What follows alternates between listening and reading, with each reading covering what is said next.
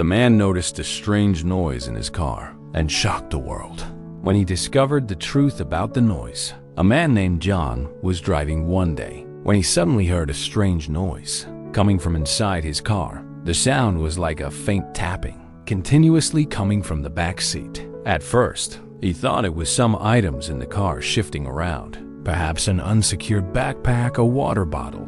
However, after a few days of observation, the noise persisted and seemed to be getting louder. John began to suspect that there might be a mechanical problem with the car, so he took it to the repair shop to have everything checked. But after a thorough inspection, the car's engine, brake system, and other key parts showed no issues. So he decided to investigate the source himself. He parked the car in a quiet place, carefully listening to every corner of the interior, and finally discovered that the sound was coming from beneath the back seat. As he carefully opened the back seat, he immediately called the police to review the car. Watch part 2.